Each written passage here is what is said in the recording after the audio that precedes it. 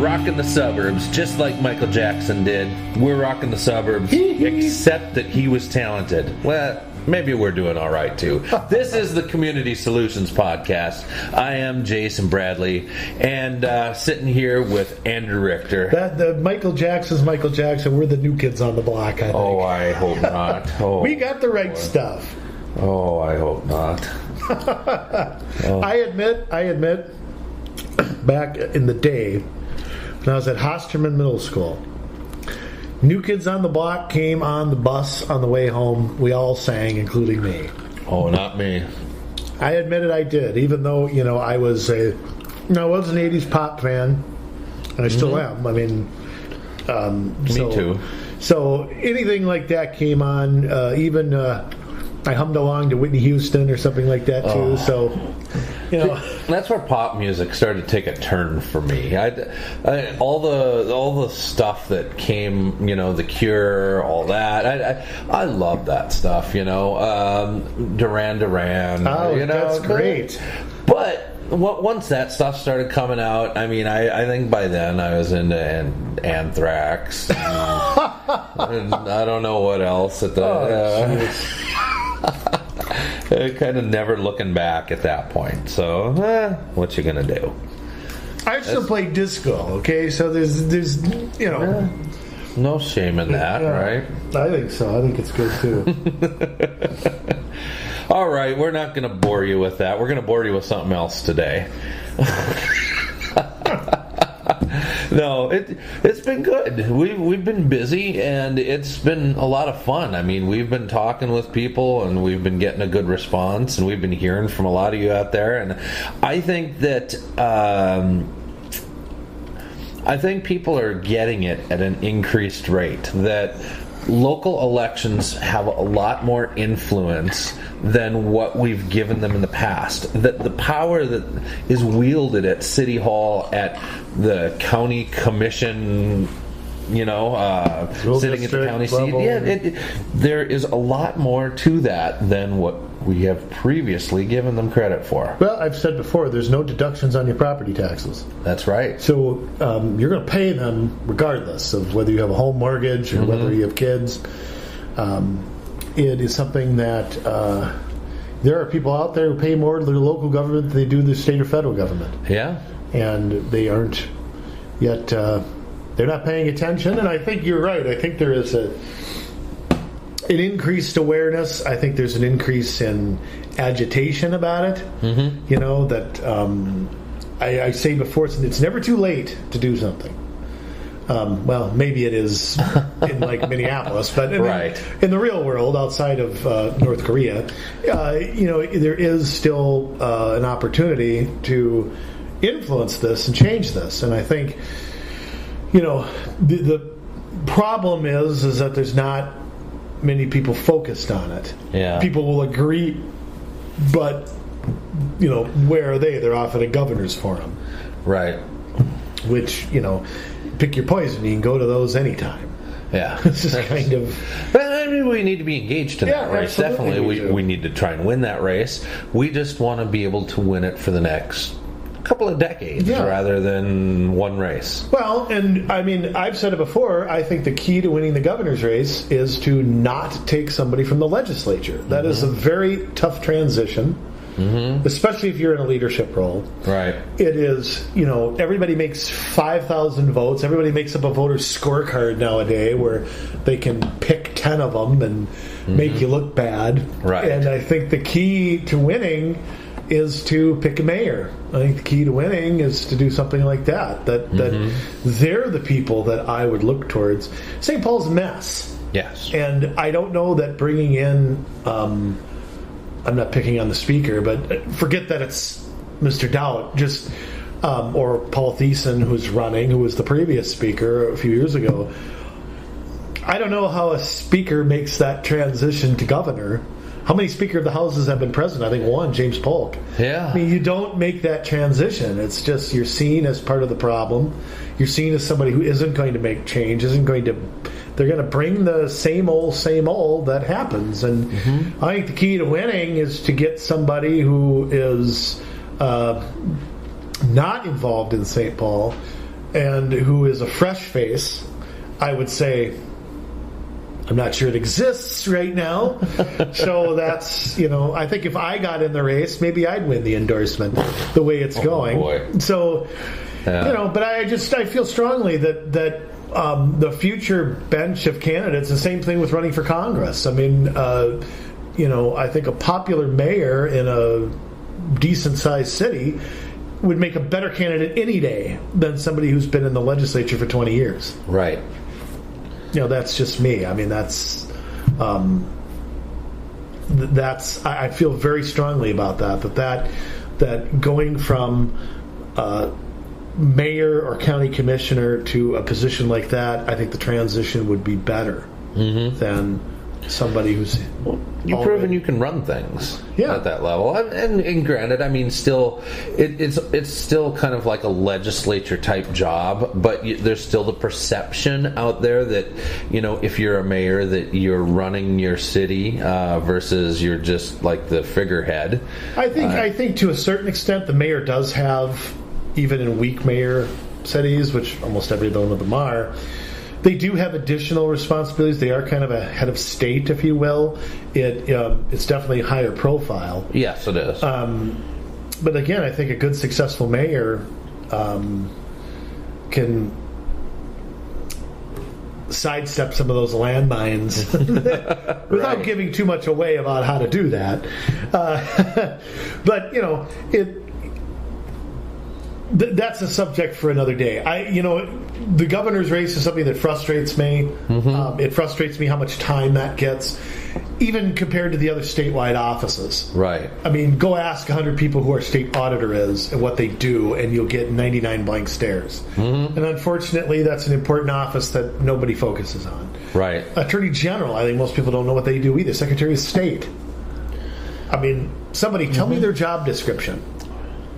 Absolutely. Tell me who it is. Well, blank stare. Whether it's an AG or Secretary of State or auditor, I mean that's true. Unfortunately, the political inside people. I mean, our state auditor is running for governor. Anybody know who that is? Outside of us, outside of the inside baseball people. No, nobody knows. No.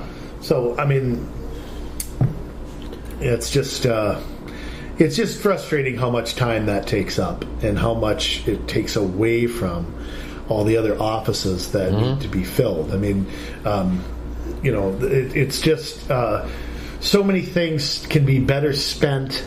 Time can be better spent.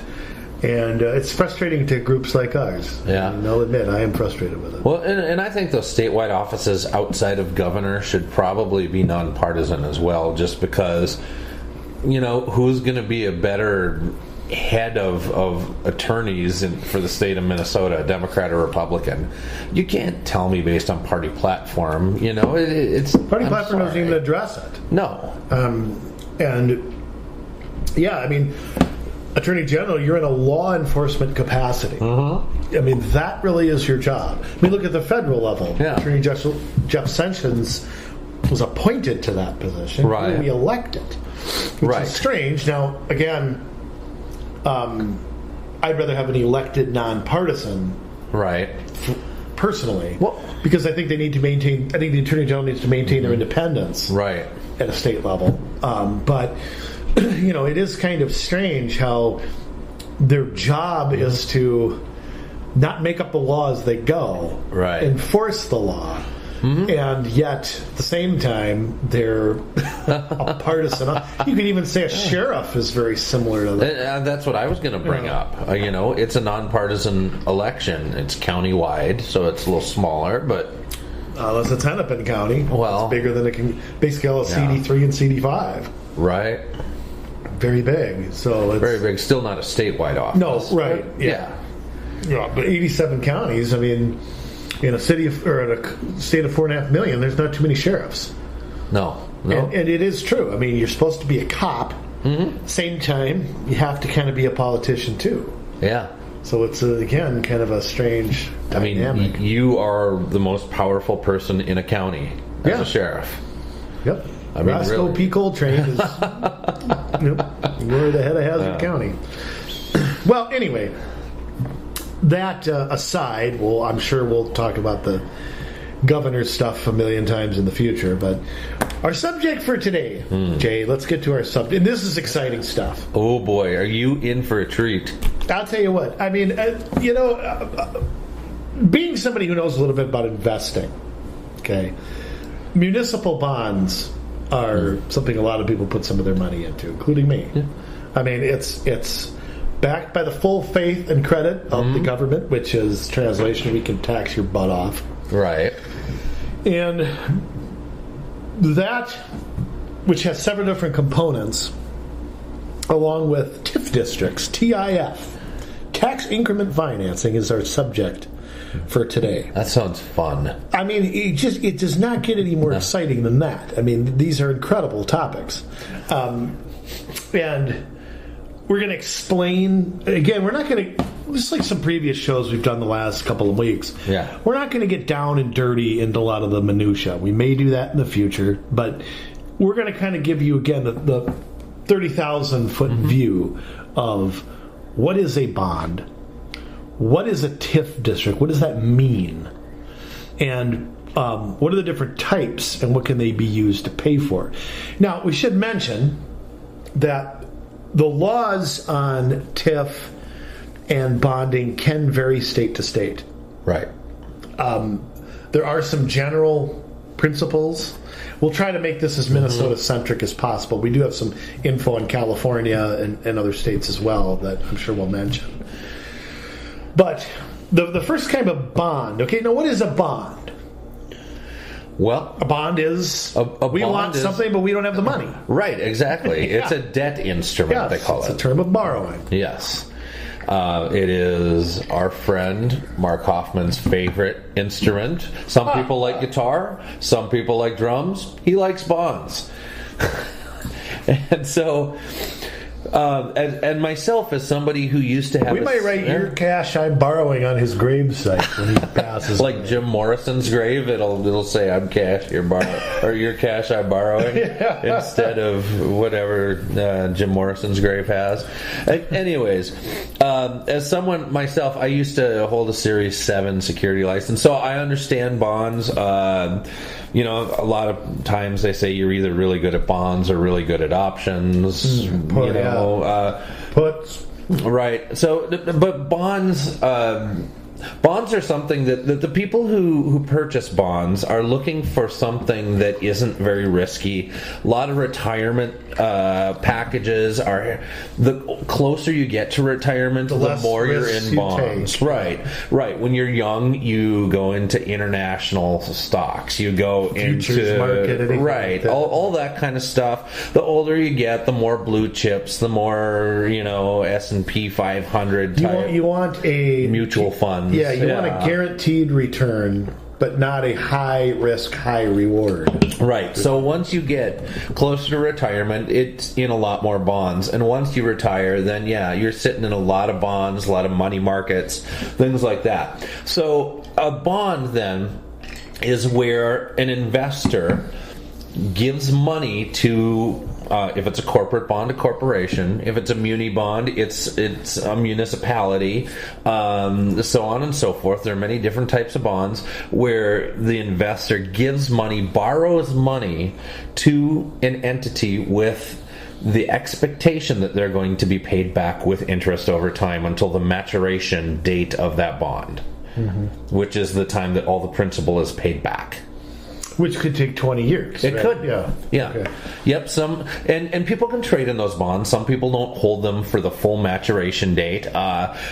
People can sell them into the market, and other people can pick them up and buy them. And so there is trading of bonds and all of that. But it is a really big part of investing in American portfolios. So, bonding, and I can assess to that. I've owned munis before. I can assess to, I won't say where, but so bond, and typically, if you talk to somebody like you used to be, like a financial advisor, or what do you want to say? They do always recommend, a portion of your portfolio may be, say, in stable cash. A portion of your folio may be in bonds. A portion might be in, say, gold or silver, something like that. And a percentage is in stocks, maybe. I mean, maybe you do, and like you said, maybe the stocks go down, the bonds go up, as you want more of a guarantee. If you're in your 50s, you want more of a guaranteed return. With that bonding, let me ask you another question about that, Jay. Yeah. I mean, so a bond, I mean, you mentioned there's a million different types. What's the most common thing somebody, is a muni the most common type of bond somebody would invest in? I mean, would you consider a mutual fund, a money market, would you consider that a bond? Is treasury notes are a bond? I mean, what? Well, it used to be savings bonds. Yeah. Now we need to fund the war. No, that's being offshoot now. No, I would say that you mentioned mutual funds. Mutual funds really are a basket of different types of investments, and they're blended with people. Your money managers will go out and they'll buy into stocks, they'll buy into bonds, things like that. And they're paid obscene amounts of money to know what to invest in. And then each mutual fund has its own investment objective. So whether it is conservative or balanced or aggressive or whatever, that determines the... so the investor directs the financial advisor to what amount of risk you want to take within them. Right. And so with a mutual fund, everybody that invests into that fund pools their money together, and you go out together and buy into... Not everybody can buy into some of these companies, because they're expensive. You might be able to afford one share. But this allows like when I started investing in Microsoft. Yeah, right. So this allows you to be able to invest into these companies because you're pooling your money together, and the money managers will go buy X number of shares based on whatever, and then they split it up, and they're buying and selling and always trading what's in their portfolio. But the more balanced and conservative those mutual funds are in their investment objective, the more bonds they hold. Now, whether that's muni bonds or corporate bonds, I mean, they go and they find what they want, there are specialized mutual funds that, I want it, I want a lot of muni bonds, or I want a lot of corporate bonds, or I don't want anything that deals with tobacco companies, or there's as many options as you can imagine. Now, most people invest, like, say, in their 401k. Not everybody has investments outside of that. Right. They probably should. Right. But IRAs are a good example. 529 plans. Yeah, because IRAs, you can invest in anything. 401ks, you're often given a list of what you can do. Right. When I was with Best Buy, I was with JP Morgan and Chase. Right. That's who, they were a conglomerate. That's who did my 401k. And I remember I couldn't just invest in any muni. You were either pooled in a mutual fund, or you were in some low... because the company matched 50%, and I was young, I took more risk at that time. I was in my late 20s, early 30s, so I didn't really get into the bonds till I had an IRA and bought them on my own. I mean, if I'm just sitting around, I mean, I know we're going off subject, but I'm curious of this. Okay. If I got a 401k, and I'm not taking a lot of risk there, or maybe I am, what kind of options do I have outside of a 401k that I don't have in a 401k? In other words, like I was mentioning, I was kind of limited on my choices. Right. And I think a lot of people just kind of stay within that, and they don't go out on their own. And how important is it? I mean, you look at, I'm 40 years old. I don't have a financial advisor, but I've studied that stuff and feel like I can do it on my own. But you got to have something more. than just your 401k. Yeah, don't you? Yeah. I mean, the 401k is great because you can sock money away. That and the company match is critical. Yeah, you get that, and then you go up to whatever. At 59 and a half, you can start taking money out without penalty. Without penalty, you can take it out before then with a penalty or a guarantee of, hey, I'm going to repay it within 90 days without a penalty. That kind of stuff. Yeah, take out a loan. And you lose your employment or you quit, you can roll it over into an IRA rollover. If you don't add anything to it, you can put that then back into some sort of 401k or 403b or Keogh plan or whatever, and so it works like that.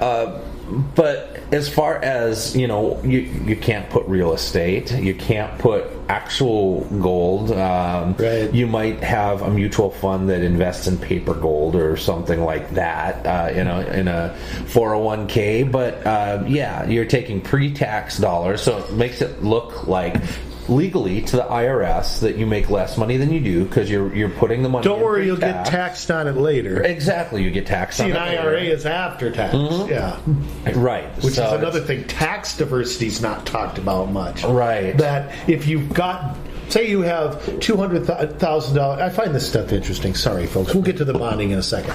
If you got, say, $200,000 in a 401k when you retire, and you've got $200,000 in an IRA when you retire, versus having all $400,000 in a 401k, you are going to be taxed very, very differently when that money comes out. Right, exactly. In an IRA, you'll be taxed on the growth, right? Versus capital gain, pretty much. Right. Capital gains taxes versus capital gains and the other money that you're pulling out, your principal. And the rates or the limits are higher in a 401k. You can invest more money into a 401k than you can into an IRA. Yeah, well, $5,500 a year, is that what you can put in? I think that's what it is. Something now. Like that. Not that I do that. While, but yeah. But yeah, and there are different types of IRAs, whether it's a traditional IRA, Roth IRA, a rollover IRA, an educational IRA, which I think now mostly it's the 529 plans and not the educational IRAs. But there are a number of options, that people can be involved in, but real estate, I'm gonna have to check this. I forget. I don't think real estate can be held in an IRA, but you can hold like physical gold and stuff in an IRA. So yeah. All right. Well, hey, look, we just totally went off the subject, but gave you great information about bonds. Absolutely. So let's bring it back to government. Okay. Let's go to the borrower side of bonds. Right. Yeah, we're at the borrower side. Yeah. You'd be surprised, my friends. Maybe you wouldn't be if you're a fan of this show, because we talk a lot about the difference between the budget and the annual financial report, and the critical differences that are there. The CAFR is sort of the balance sheet, the way an accountant or a financial advisor would look at a family, for example. What do you have? You've got your vehicles, your home, your 401k, your salaries, blah, blah, blah. You've got what's outstanding on that, and you figure out somebody's net worth. Yeah. That's kind of what the CAFR is. Right. It's not your budget. It's not your paying $100 a month for cable. That's not part of your, that is, but it's operational. It's the monthly things you're doing to live. People may be surprised how much debt cities and other municipalities. Now, I'm going to throw school districts. I'm going to throw Three Rivers Park District, Met Council, counties, because they all have bonding authority here in the state of Minnesota. And how much money is stuff that we have that we haven't paid for? That's a lot. It is tremendous. I mean, let me just throw out a statistic here. We're going to pick on New Hope yet again. We did a podcast on them a few weeks ago. If you didn't check it out, Community Solutions MN.com, right? COMM Solutions MN.com. That's what I said. Yep. ComSolutionsMN.com, Yep. and you can go find Exactly. a No Hope for New Hope podcast. They are proposing to spend, let's just call it $20 million. I don't remember the exact figure, on a new city. That's right, yes. City pool, police department, city hall. Their entire general fund budget is $13.7 million. So they are proposing to spend, 150% of what they operationally spend to build 2 buildings. But I'm sure they've got it all saved. I mean, they're going to pay for it in cash, right? No, I don't think. I think they got Kathy Hempkins' piggy bank or something. They got John Elder wrote some quarters in there, and I think that's what they have for. I don't think they have squat. Okay. They have not been preparing for this, so of course the consequence is that New Hope is going to have to bond, borrow the money for that. Now, there's several different types of bonds, and I want to talk about what's called a general obligation bond first. A GOB is a bond for something that is not revenue generating. City Hall doesn't generate revenue. No. Okay? A fire department building, a community center, they maybe have money coming in, but they as an entity aren't bringing in revenue the way we'll get to lease revenue bonds in a second and what that's mentioned. So general obligation bonds backed by the full faith and credit of the government, again, translation, we can tax you to pay them back, is what kind of bonding they will have to go out and sell, if you will. So that is where they're going with that, and that is paid back, like you said, over probably a long period of time. They're probably looking at 15 to 20 years. And the interest rate is not what to focus on here. It is the total dollars that are spent. If I went out and bought a house, I'll make the math easy, for $200,000 and I paid a 5% interest rate. 5% of $200,000 is $10,000. Right. That's not what I'm paying in interest. Oh, no. That's what I'm paying in year one. Then, and of course, and you pay more interest up front. That's how a loan is structured, and more principal on the back end. The same thing happens with a bond. It's not, okay, I got a $20 million bond at 5% interest, so I'm only paying, what would that be, $1 million? That's all I'm paying in interest. No, you're paying $1 million in year one. Okay? So over the life of this project, over the life of the bond maturization, or whatever you want to call it, is that a word? Maturity. Yeah, maturation. Yeah. You may pay $5, $6, $7, $8 million for that bond. And just like borrowing, and I remember when I bought my truck, I could take out a 3-year loan or a 4-year loan.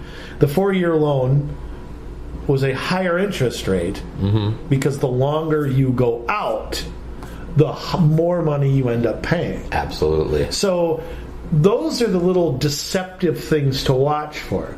You go to a city council meeting, they're not going to tell you how much money it's going to cost over the full length of this. They'll just go, well, interest rates are low, and we have a good Moody's rating, whatever that means, which basically means you borrow and pay the money, but that doesn't really mean it's a good deal for citizens. No, all that means is that Moody's is an organization that will look at the financial health of your city, and they don't just do it for cities. I mean, corporations and everything, and then decide, what is the likelihood that you're going to get paid back, and they're looking at the investor side too. Right. They're not necessarily looking at, okay, is it a good or a bad thing to bond this? That's a great not point. Their analysis. We have a AAA bond rating. We need to maintain that, so we need to bond this project. No, that's not the way it works. No, it doesn't. Take Crystal, for example. They have a very high bond rating.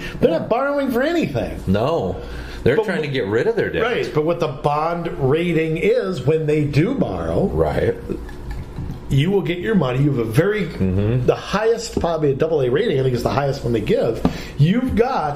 This is a very safe place to invest. Right. That's what they're saying. They're assessing investor risk, not municipal, whether they're spending their money wisely or not. Right. So bonds can be deceiving. It can be, you can get sucked in easy with it's only 3%.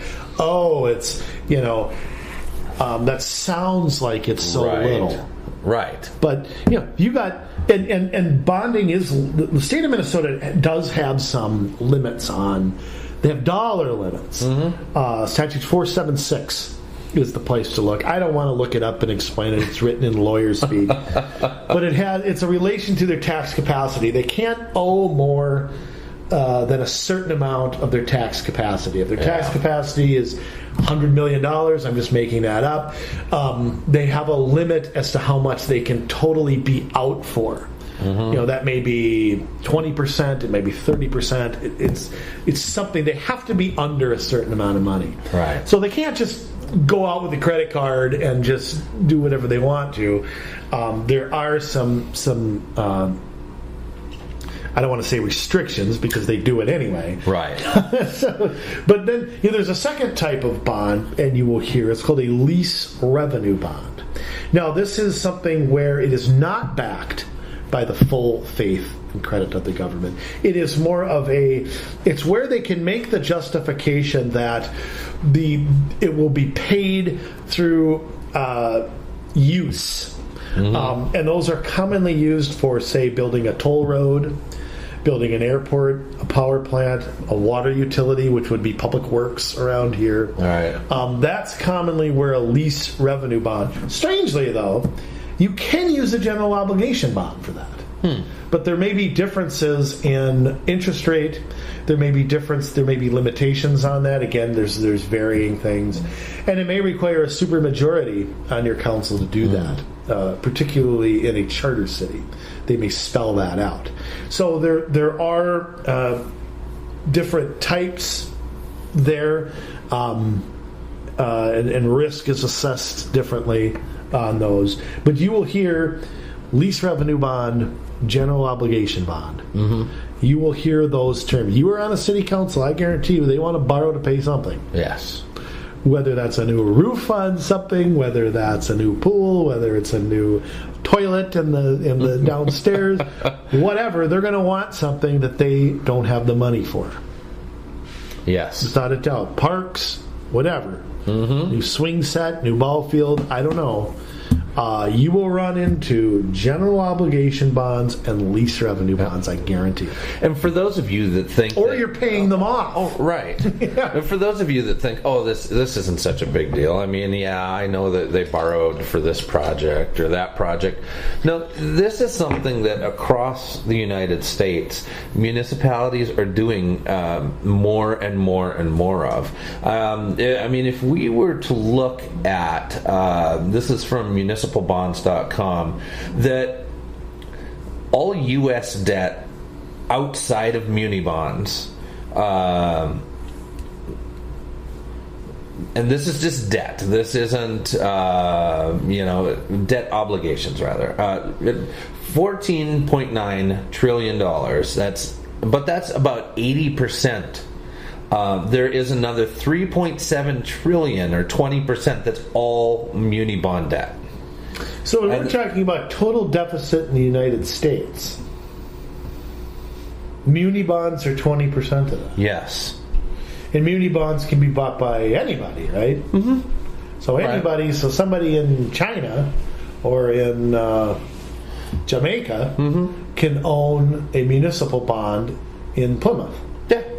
So, so when we talk about our debt, how many people think that muni bonds are 20% of it? Probably not a lot. Probably nobody outside of this podcast, right?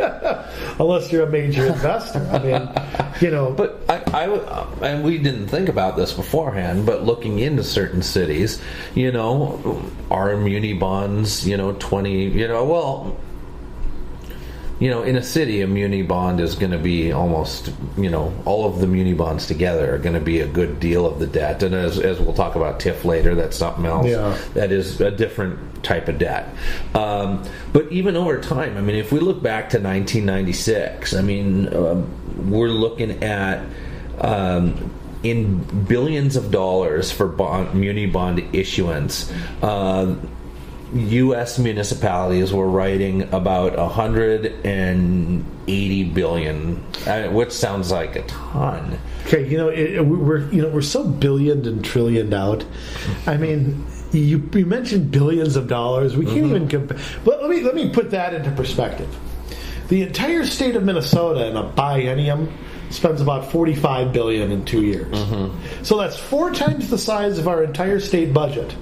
Is what municipalities in 1996 owed just in municipal bonds. So let's fast forward a few years. I mean, do you think the trend has been about the same, to decrease, to increase? Knowing government, I know nothing goes down. Well, you're right. So how close were they? Say by 2010, which was kind of the apex of muni bond issuance, as far as this chart that I'm looking at goes. 2010, we're looking at about 440 billion. So it more than doubled. Well, a dollar doesn't buy what it used to. Well, that's a couple true. billion doesn't, It doesn't borrow what it used to either, apparently. Now, are you adding the interest on? Does that include the interest? That is just muni bond issuance. That has nothing to do with interest paid. So in interest payments, we're adding 100, 200 billion, probably adding 100 billion at least. A lot, yeah. It's a lot. And you don't really include that in on the amount of debt that is just, that's what you have to end up paying in addition to the debt. You buy a $200,000 house, you pay $280,000 for it. Right. But you don't live in a $280,000 house. No. Oh, boy. So yeah, we see that I guarantee you, your city, I don't give a damn where it is, either is paying off bonds, is thinking about bonding, has already done it, staff wants a new building for something. Right. Bonding is something you are in a city council for 4 or 8 years, you will confront. Yeah. Bonding and paying the debt service on those bonds. Without question.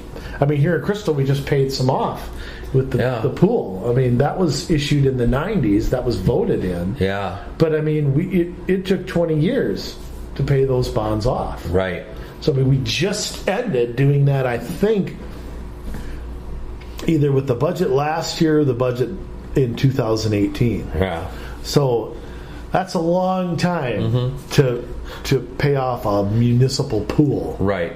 So, I mean, muni bonds, they're really good for investors.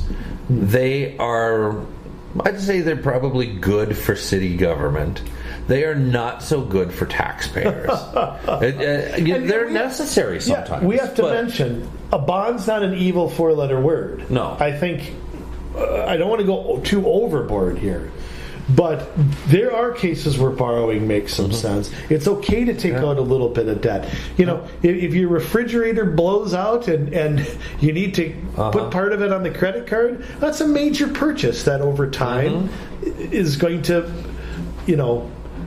but you don't want, if you're putting, the car payment on the credit card, right? You're not in very good financial shape. I don't care what your credit rating is, you still are not making good financial decisions. So that's the distinction I make with these things. Well, and look at it this way. I mean, Crystal was able to save enough money for their public works building and pay for it in cash, which I think was a really smart move.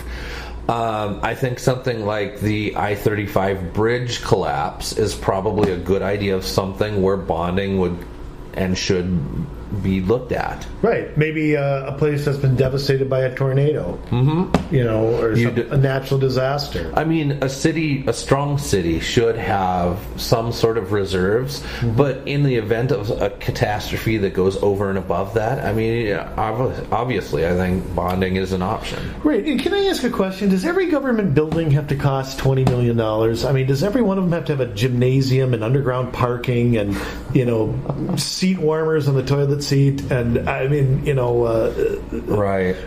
Places to hang your underwear. I mean, does they all have to have that? Why do they all have to be Taj Mahals? Why do they all have to try to outdo each other like little children or like middle schoolers who are, writing things in the bathroom wall? I mean, why do they have to act like that? Yeah, that's a great question. Why can't you have a nice-looking, functional building that doesn't have all of these extra amenities? And I'm sorry, they have things like Lifetime Fitness, like LA Fitness. And if you're a public servant, maybe you should think about making your employees go to those places. No kidding. It's they could probably get a group discount too if they did it. Probably, and you have Bring one in your city. Customers. I don't know. Well, New Hope's got them. They've got one right on Winnetka. There. Lifetime. I don't know why. I don't know. I think it's ridiculous. I mean, we need extra big lockers now, and I mean, it's like they have to go overdo things, and it's not just look. You got to have a police department, okay? I'm not faulting them for that. Right. But you know what you don't need? Every city doesn't need a community center. Every city doesn't need an ice arena. Every city doesn't need an amphitheater. Every city doesn't need a golf course. Every city doesn't. I mean, don't tell me that is a police department is an essential, mandated, especially in city charters, local government function. Right. Okay. So's a fire department. I think a city hall is understandable to have. They can make it all one building. Yeah. You could do that. But a public works building is a legitimate function that they do because of streets and roads and right. But all of this other stuff, okay, none of it, not a pool, none of it can be classified as essential government. No. You can't even make the case to me with a straight face that everybody's going to die in that city if we don't upgrade the pool. Right. So that's where I really draw the line, too, with bonding in particular. How can you justify deficit spending on an amphitheater? Right.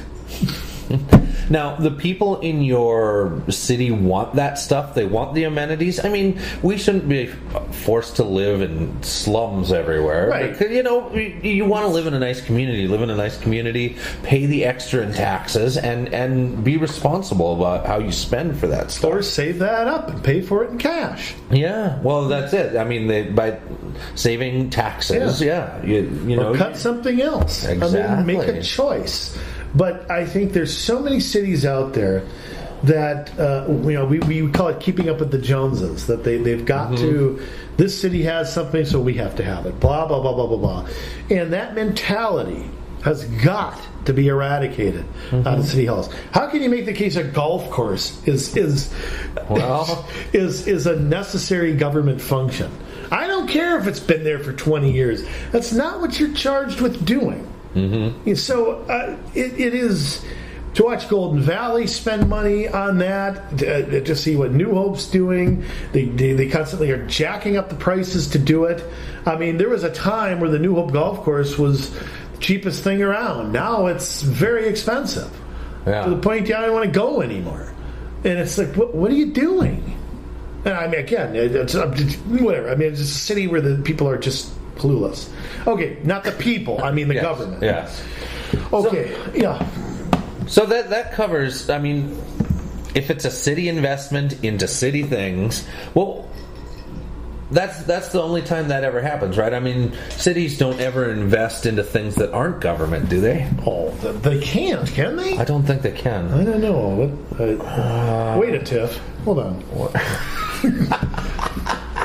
No, of course that's not. The city not only can deficit spend, your city can act as a bank.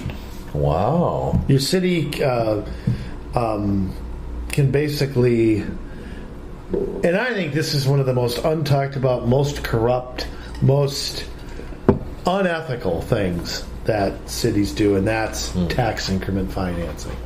I have despised it ever since I heard of it. I think it is one of the things that almost nobody knows about. And it is just... I can't despise it any more than I despise it. Well, they have to call it something different, like TIF, because if they were to call it the First Bank of Crookston, who'd go to that? Yeah, no kidding. That's too much reality. Unlimited right there. funding, though. That's the that's the one thing. But okay, a tax increment financing. Yes. And again, I'm going to be really 30,000 feet here.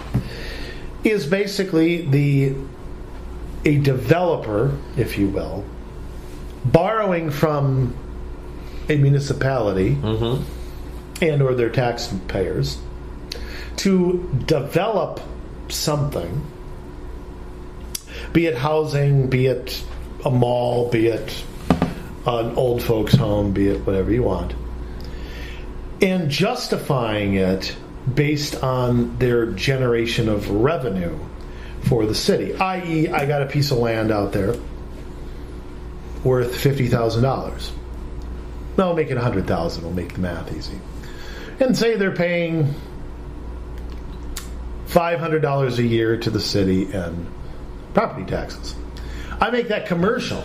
Okay, commercial gets taxed at a different right than residential or anything like that. And I'm bringing all these businesses to this strip mall. I'll make a strip mall out of it. And there's 8 businesses. There's a Starbucks. There's a Mickey D's. There's a a sock cleaning place. There's whatever, a vacuum cleaner store, thrift store, whatever you want to say, drugstore. And all of that is going to bring in, instead of paying $500, we're going to pay $5,000. Right. Which would probably be a lot more than that, but I'll just throw it out there. The increment is that $4,500 difference. That essentially is TIF financing. Yeah. You are borrowing against a future return. Yeah, and they argue that the taxes that they'll collect in the long run are significant enough that it's a moneymaker for them to take a blighted area and redevelop it. How come our taxes never go down? The city has 6 TIF districts. Then I should be paying less every year. Shouldn't I? Should be, yeah. Where I'd like to see, I challenge any of you city managers or finance geeks or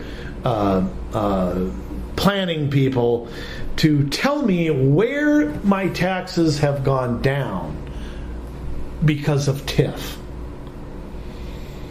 Now, we're sitting in Plymouth, Minnesota. Right.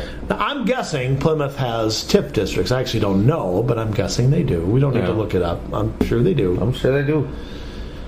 Whose taxes have gone down in Plymouth because TIF districts... Now, the population's grown in Plymouth over the years. Yeah. Taxes have still gone up.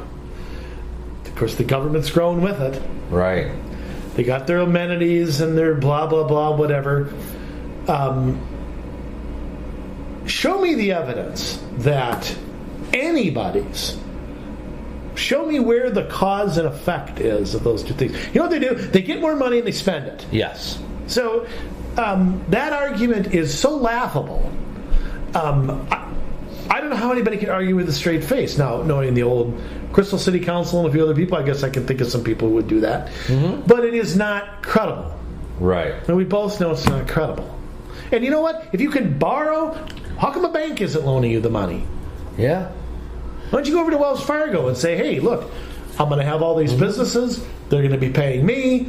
I'm the developer. I'm Kraus Anderson. I'm Ryan. I'm Wold. I'm whoever. Right. And I'm going to be generating all this revenue. All these places are going to pay me rent. Give me a bank loan to build this. If you're a good risk, a bank would do that. So, and this is another thing. The corruption. I'd like to know, how does a city decide who gets money and who doesn't? Well, it seems a little subjective. So, what are the standards? They decide what the standards are as they make it up as they go along. Oh, okay. So, and how unfair is this? That every other business in your city gets a tax increase. Right. But the new businesses, and it may be big names. I mean, it might just be a business relocating in your city. True. Look at what happened with 36 and 100 when Cub Foods came in. That's a TIF district that's now gone in Crystal. Yeah. But it was created. So Cub Foods got a monster corporation, got incentives to come in to Crystal, while places like Olmsted's and Thriftway got tax hikes every year. Yeah. You tell me where's the fairness. I'd like to know from the old Crystal City Council, I'd like to know where the fairness is in that. You post crap on Facebook about, it's the corporate evil people. Who voted for that? Yeah. The same jackasses that voted for Cub Foods to come in there. Ridiculous. Yeah. All right, I went off on a tear there. But, I mean, how do you have a shred of credibility? Then I'm not saying Cub Foods is a bad company or they don't have the right to compete. I'm not saying that. Right. I'm saying, why do they get special treatment to come in and build on that plot of land? We all know why, because that was being redeveloped by MnDOT at the time. They got a special deal. Target over in Brooklyn Park. I don't know if they've paid a tax yet on that property. Right. Yeah, I remember when a lot of that was being redone. I did too. Over there. And Nicolos was a popular restaurant. I lived in Robbinsdale at that time. Yeah. I was going through that. I mean, what happened to Nicolos? It's gone. I mean, they've got one restaurant up and... They got bought out. They got a deal. It's kind of like when those houses disappeared along County Road 81. Yeah. They got an, in air quotes, deal. They got bullied. They got a deal that take it or leave it. Right. That's probably what happened. Like, we're coming in no matter what. We'll go to court or whatever. I remember Nicolos back in the day. Yeah. And I remember I was living in Robbinsdale when that was being worked on. It was just a cluster blank the entire time. That was in the late 90s, early 2000s, when the old light on 36th and 100 was replaced by a bridge. Now, but I mean, it lends itself to... here's my question. Here's my honest question. Every piece of land is basically open to TIF development. Yeah. I mean, can a developer come in and buy something at a reduced price, get a deal, and over time, the city supposedly, I've said this before, this is my point. Business and government get in bed with each other. Who loses? We, the taxpayers. We, the people. Yeah. We, the people, lose every time. Every single time. Bottineau Boulevard Partnership. You tell me who the losers of that partnership are. We, the people. Absolutely. So, how in the world does this pass the smell test? I mean, if we're going to complain about an oil company getting a legal subsidy, okay, the oil company didn't write the law, Congress did. If you're going to complain about things like that, how do you support something like tax increment financing? Yeah, I don't know. It seems backwards. It seems like everything that a certain group of politicians fight against, but yet because government's doing it, it's different. And here's the other thing. I think there's an expectation now among developers. They're not going to come in unless they get TIF. Right. I mean, you're not going to do it. Some other city will. Yeah. Isn't there that going on? Isn't there an expectation that I'm going to get free money? They'll walk in with their hand out. Yeah. They immediately go, no, here's my question. Why can't a piece of land be sold to a developer without the city getting involved? Obviously, the city will be involved because of zoning and handing out permits and things. So they have a say. Let's not pretend that they don't. Right. Because the city can do that. They have to comply with the code. There's a lot of things. But why is the city always involved in the transaction somehow? I mean, go back to the old Kavanaugh site in Crystal. Yeah. Again, this is under the old council. The school district doesn't want it anymore. So they sell it to the city. Why are they selling it to the city? And why is the city buying it? Where was the money to buy that? You supposedly didn't have money for the police officers to get a 1% raise. Right. But you had the money somehow, or you didn't, you borrowed it. Right. To buy this land. Then you turn around, you sell it to a developer at a reduced cost, and maybe in 2073, will, quote, make a profit on it, in air quotes.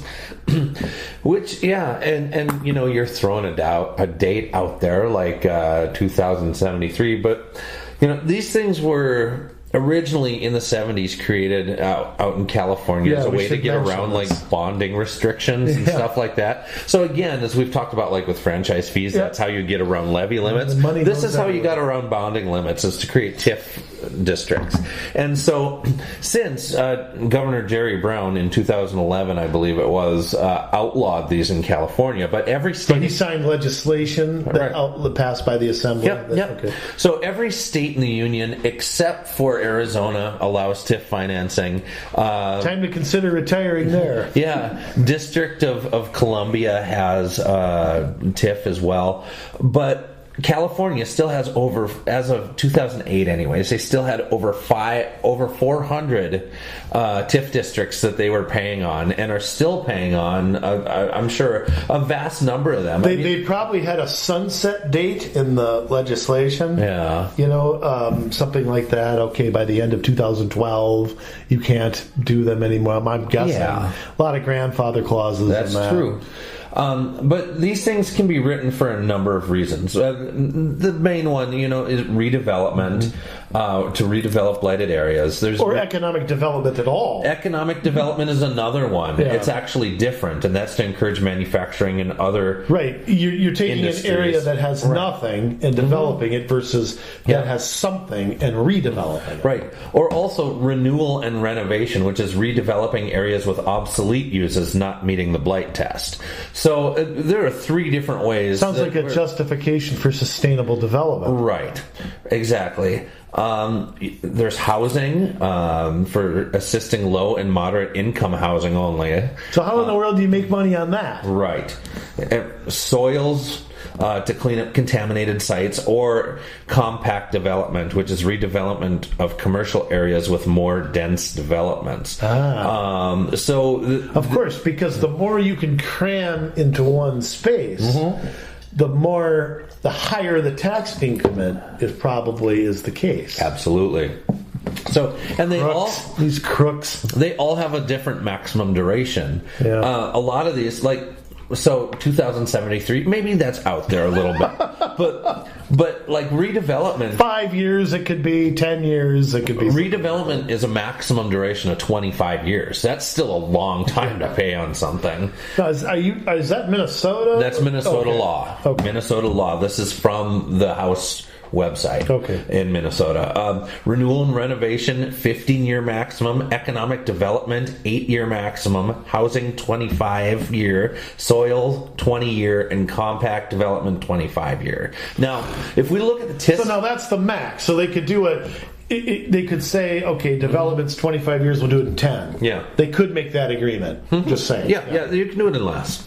Back in 2012, TIF, we had 1,784 TIF districts in Minnesota. No, stop for a minute. Yeah. There's 853 cities. I know. So that's an average of 2 point whatever per city. Yeah.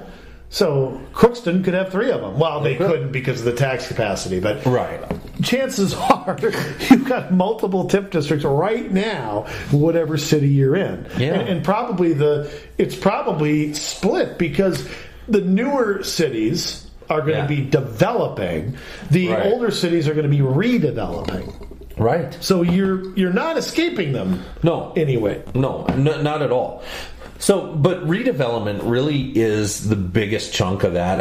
It's probably like 49% of all TIF districts. 866 TIF districts were redevelopment. The next biggest chunk was housing with 546, which is maybe a third of it, maybe? Yeah, maybe a third of it. Yeah. Economic development was the next with 299. So we're talking a TIF district in Lakeville or in Albertville or something like that, probably. Right. And then all the rest of them are pretty small. You had renewal, which was 29. You had soils, which were 15, and special laws created 8 different TIF districts.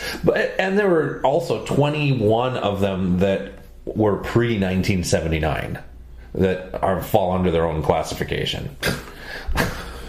God. Yeah. So that's a lot.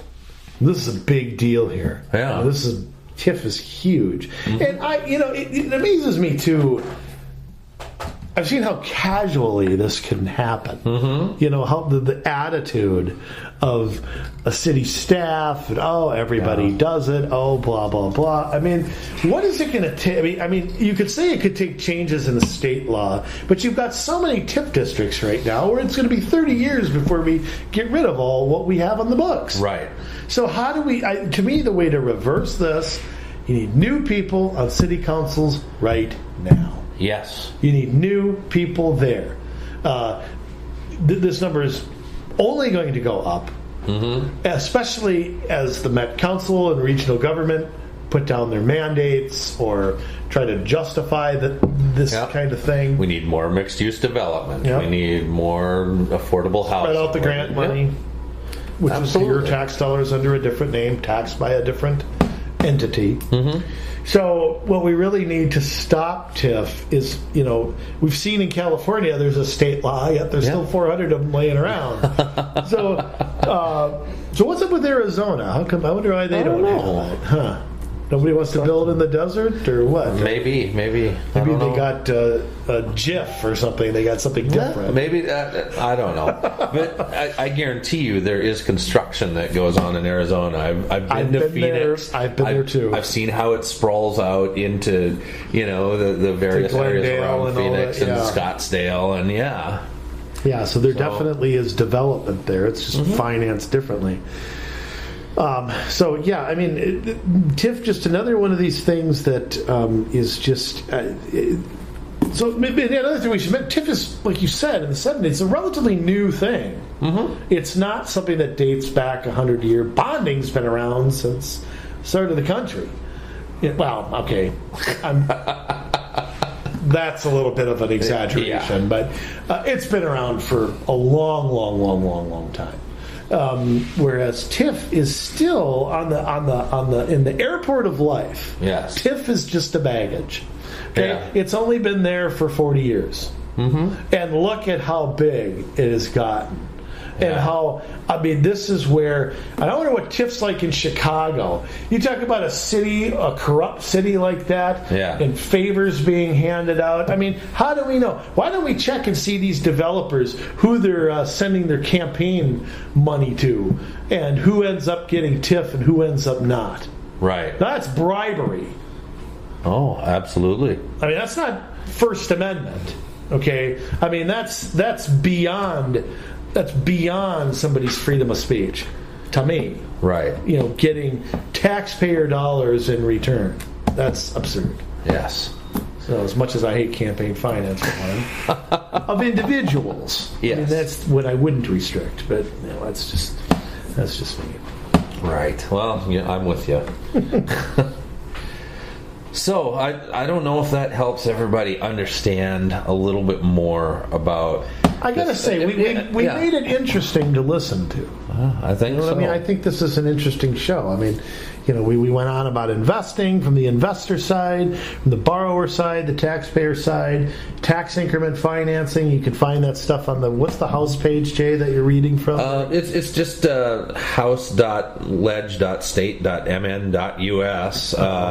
You're gonna have to dig to find it because it's kind of deep in there. Of course. But if you use were the search engine, then you'll get there. Yeah, all I did, I googled. What did I Google? TIF financing, and it was on the first page. So okay. Well, It's in there. Yeah, but just understand, I mean, you see a development going on, you see a new mall being built, you see a new housing project. Good chance the tax increment financing was used. You see a new city hall go up, I guarantee you most cities do not have $20 million in the bank. And you see, something like a toll road might not apply here in Minnesota, although you do have things like MinPass. Right. But airports, water utilities, power plants, lease revenue bonding. And I hope we gave you some good information about, how long these bonds can take. It does affect the budget too, with what's called your debt service. Yeah, that is the interest being paid on the debt, which is part of the budget. Although the project in real dollars is on the comprehensive annual financial report. Right. So just understand that distinction that the interest is paid out of the budget. So when they do the budget and they say, hey, we're only raising the tax levy 1%, they're not including all of the new taxes that bonding. So they're not including bonding, they're not including TIF, they're not including franchise fees. Right. So they're not including if they raised, permit costs or alcohol licenses. Right. They don't look at that the same. Nope. So it is sneaky. Look, you got to give these cities credit, okay? They've every dirty trick in the book. You want to talk about people talk about lawyers and stuff being dirty. I agree. I think lawyers have ruined this country. But you want to talk about people being dirty, people finding every little out or technicality in a law. Nobody outdoes city government. Oh no. It's impossible to outdo them. We had to give them a futility award for doing this. Yeah. So it is, and again, I've said this before, this is not easy stuff to understand. You open up a comprehensive annual financial report, it's not like this is all laid out like we're saying it. Right. It's on 20 different charts, or they don't use a lot of graphs and pie charts. It's on, there's 200 pages, and you got to somehow sift through it. Man, I'll tell you, it's a monumental task, but guess what, my friends? That's where Jay and I come into play. Absolutely. We can interpret those documents. We can figure that out. We can make bonding and TIF not only understandable but fun. Okay? You all had fun, right? I mean, of course you had fun. Of course. Nobody's channel surfing. People are having community solutions parties, I hear. And they get together and listen to our blog. It's amazing. All right, that's a little bit of BS, but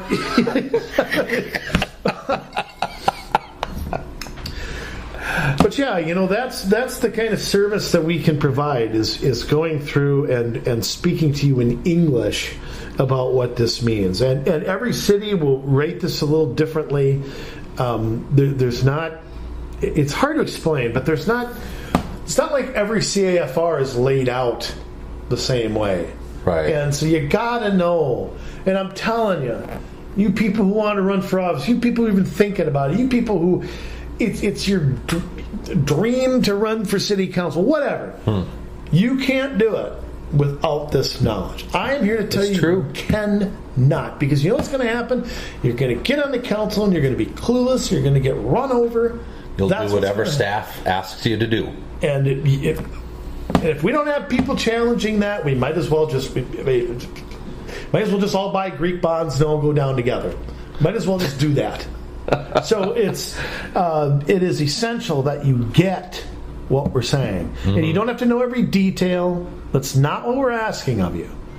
But you want Community Solutions to go through your stuff and figure it out, my friends, you know where to reach us. Jay, where do you reach us? COMMsolutionsMN@gmail.com. That's COMMsolutionsMN@gmail.com. Oh, I just set you up right there. You did. Thank you very much. That's a good play-by-play guy. Oh, so get a hold of us. Hire me.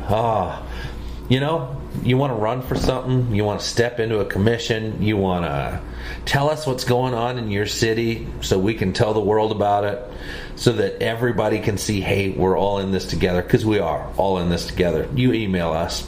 Also, keep an eye on our blog, COMMsolutionsMN.com, and please share what we're sending out there on social media and in our blog.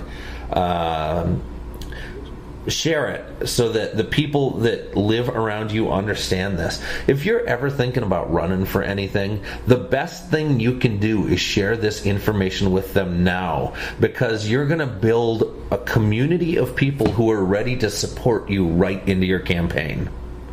That's something that we haven't talked about, but that is a key to getting elected, is having a groundswell, and you will create a groundswell if you turn people onto our articles and our podcasts. I guarantee it. Hear, hear. So, with that, we're going to go away and do our homework for another week, and we're going to be out in the community, and we're going to be out talking to people maybe in your area over the next week. So, don't you go anywhere, but spread the message far and wide.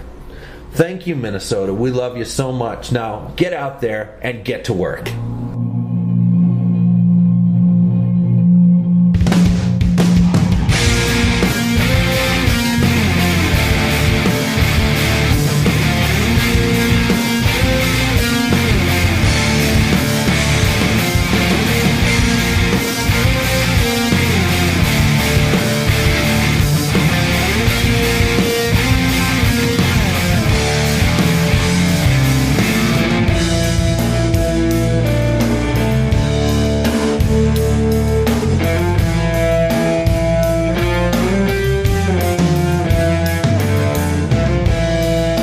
Take my life, caught a break between the lines. Don't let me be. If I get too caught